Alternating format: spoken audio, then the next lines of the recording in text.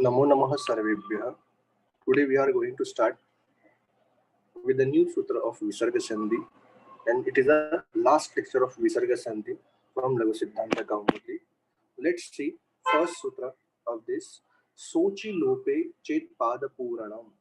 In the sutra Sochi Lope Chet Pada Puranam, you will understand it is connected with the previous sutra. यह सूत्र पिछले सूत्र से connected है. पिछले सूत्र में ऐसे कहा था तदेतद सुलोपो हली. यदि तद और एतद मतलब सह और एषः के सामने हल यानी व्यंजन आता है तो विसर्ग का लोप होता है. इस तरीके से हमने पढ़ा था. बट अगर स्वर आ गया तो लोप नहीं होता है, ऐसा पिछले सूत्र ने कहा था. वही सूत्र को थोड़ा सा ऑल्ट्रेशन यहाँ पे यह सूत्र में किया है कि सह एषः के आगे व्यंजन आने पर हल आने पर विसर्ग का लोप है, लेकिन स्वर वर्ण आ गया अच आ गया तो लोप नहीं है, ऐसा तभी कहा था. बट ये सूत्र कहता है कि अगर अच है और अच होने के बावजूद अगर कहाँ पे यदि काव्य लिखते वक्त पाद पूर्ण करना है, विशिष्ट पाद में विशिष्ट छंद में वो श्लोक को बिठाना है, तभी आप अच होने के बाद स्वर होने के बाद भी विसर्ग का लोप कर सकते हो. यह बात हमें किसने बताई है? सोच लोपे चेत पाद पूरणम ने कहा है. बहुत सिंपल है. सह अचि लोपे, सह के सामने तद के सामने तद प्रथमा एक वचन जो सह है उसके सामने अच आ गया तो उसका विसर्ग का लोप हो जाएगा. चेत इफ यदि पाद पूर्ण है तो, अगर मुझे पाद पूर्ण करना है तो ही यह शक्य है, ऐसा उन्होंने यहाँ पे कहा हुआ है. एग्जाम्पल भी दिया है उन्होंने. सह एषः दाशरथी रामः. यहाँ पे हमें दिख रहा है सह एषः दाशरथी रामः में एषः दाशरथी उसका संधि हो गया है और विसर्ग का लोप हुआ है पिछले सूत्र से तदेतत् तदो सुलोपो, एतत् तदोः सुलोपो से. लेकिन उसके बावजूद ये अनुष्टुप छंद है. अनुष्टुप छंद के प्रत्येक चरण में टोटल 8 वर्ण होते हैं और यहाँ पे सह एषः दाशरथी रामः में 9 वर्ण हो रहे हैं, जबकि हम लोगों ने एतत् तदोः सुलोपो यह संधि का नियम भी अप्लाई किया, फिर भी एषः का विग्रह गया, वर्ण कम नहीं हुए. तो ऐसे टाइम पे हमारा पाद अटक रहा है, 8 वर्ण चाहिए 9 वर्ण हो रहे हैं, तभी यह सूत्र आता है सोचि लोपे, जो कहता है सह के आगे अगर अच आता है स्वर आता है तो विसर्ग का लोप करो. इसीलिए सह एषः में जो सह का विसर्ग है उसका लोप होके स एष हो गया. स एष दाशरथी रामः हो जाने के बाद उन्होंने क्या किया हुआ है, तो स के आगे जो ए है उसको वृद्धि रेखी से जोड़कर सैष दाशरथी रामः कर दिया. पहले सह का विसर्ग कर दिया सोची लोपे सूत्र से, और वो होने के बाद स ए जो है आगे पीछे उनका संधि वृद्धि रेखी से कर दिया, सैष दाशरथी रामः कर दिया, जिससे आपको देखने को मिलेगा अभी यहाँ पे 8 ही वर्ण है, 1 2 3 4 5 6 7 8. तो ये 8 वर्ण की वजह से पाद पूर्ण हो गया. और एक उदाहरण है सह इमाम अविंकृत प्रभुतिम. नाउ स इमाम अविं की प्रभुतिम य इशिषे, ऐसे टोटल 13 वर्ण है और ये जगती छंद है, जबकि उसमें 12 वर्ण होने चाहिए. लास्ट के 4 नहीं लिए हैं, सिर्फ 9 यहाँ पे रखे हैं, जिसको हम लोग को 8 में यानी 12 में कन्वर्ट करना है. तो ऐसे टाइम पे मॉरल ऑफ द स्टोरी है कि एक वर्ण कम करना है बिकॉज पाद अटक रहा है. तो ऐसे टाइम पे एक वर्ण कम करने के लिए हमें सोची लोपे चेत पाद पूरणम का हेल्प मिल सकता है, क्योंकि सह के आगे इमाम का ई जो है वो अच आ गया है, स्वर वर्ण आ गया है.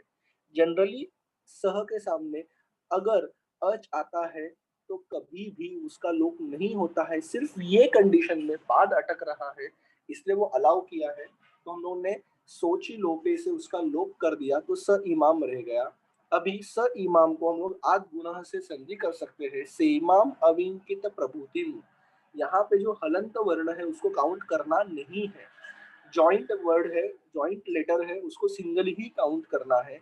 उस तरीके से काउंट करेंगे तो से एक, मा दूसरा, अ तीसरा, वी चौथा, की पांचवा, प्र छठवा, भ्रू सातवा और पी आठवा. तो इस तरीके से 8 वर्ण मिल गए या शेषे 4 एज इट इज रख दिए तो 12 का छंद जगती जो छंद है वो पूरा हो गया। ये किससे संभव हुआ? सोचि लोपे चेत पाद पूरणम से ही शक्य हुआ, अदरवाइज ये पॉसिबल नहीं था। उसी तरीके से एक लास्ट सूत्र है लघु सिद्धांत कौमुदी में विसर्ग संधि के लिए हम लोग देख रहे हैं, वो रो सुपी, जिसका संधि विग्रह करेंगे तो बनेगा रह असुपी। यह सूत्र का पिछले सूत्र के साथ कुछ भी कनेक्शन हमें नहीं दिख रहा है, ये एकदम ही अलग सूत्र है। इसमें तो एक्चुअल में विसर्ग का भी कनेक्शन नहीं है, बट र है इसलिए हमने इसको विसर्ग संधि में लिया है। अहन सूत्र से उसकी अनुवृत्ति आती है, तो अहन रह असुपी, अन्नो रह असुपी, मतलब अहन शब्द के जगह पर रेफ आदेश हो जाता है। कभी अगर आगे असुपी सुप प्रत्यय नहीं है तभी। सुप मतलब हमें मालूम है टोटल 21 प्रत्यय जो टेबल बनाने के लिए यूजफुल होते हैं। तो ऐसे तरीके से अहन के आगे अगर कोई भी सुप प्रत्यय नहीं है तो अहन का र हो जाता है, ऐसा ये सूत्र कहता है। देखते हैं एग्जाम्पल, अहन प्लस अह। अहन प्लस अह में अहन शब्द है, पहला कंडीशन, प्लस अह है, यानी वहां पे 21 में से सुप प्रत्यय कोई भी नहीं है, एक अलग शब्द है अह।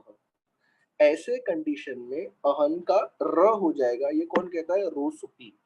बट अभी अहन का र कर देंगे तो र प्लस अह रह हो जाएगा, अहन पूरा मिट जाएगा। इसलिए हमने अलोन तस्य यह सूत्र की मदद ली जो बोलता है कि सिर्फ आखिर के वर्ण का र करो। तो अहन में जो आखिर का न है उसका र कर दिया अहर प्लस अह अहरह, ऐसा हमें आंसर मिल गया।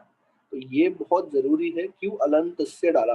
अगर अलंतस्य यूज ही नहीं करते तो पूरे अहन का र बन जाता था, क्योंकि सूत्र में वैसा बोला है ना, अन्नो हो रेफा देशो न तो सुपी। सूत्र में किधर भी ऐसा नहीं बोला कि अहन के र का आप अहन के न का आप र करो, वो हमें अलोन्तेस्य ने हेल्प किया, अदरवाइज पूरे अहन का र करो ऐसा ही उन्होंने कहा हुआ है। बट जैसे हमें मालूम है षष्ठी में जो शब्द यूज किया है सूत्र के अंदर, उसके सिर्फ अंतिम वर्ण को ही कंसीडर करना प्रक्रिया के लिए ये अलोन्तस्य कहता है कि अल मतलब कोई भी वर्ण आ गया, अंत का ही जो वर्ण है उसको ही चेंज करना, पूरे शब्द को मत करना। अगर वो शब्द षष्ठी में कहा है तो ये षष्ठी में कहा हुआ अन्नो शब्द है। अभी यहाँ पे दूसरा एग्जांपल है अहन प्लस गण, तो यहाँ पे भी वही कंडीशन है, अहन के आगे सुप प्रत्यय छोड़कर बाकी बातें आई हुई है, इसीलिए असुपी होने के वजह से अहन के जो शब्द का है वो र हो जाएगा, बट पूरा नहीं करना है र, इसलिए अलुंतस्य कहता है न का करो। तो अहर प्लस गण कर दिया और वो र जो है उसका रेफ बन गया अहर गण। इस तरीके से रो सुपी ने भी हमें सेम चीज बताई हुई दिखाई दे रही है। So in this way, we have completed with Visarga Sandhi. Thank you so much for being with us. Let's meet in the next module. Thank you. Bye everyone.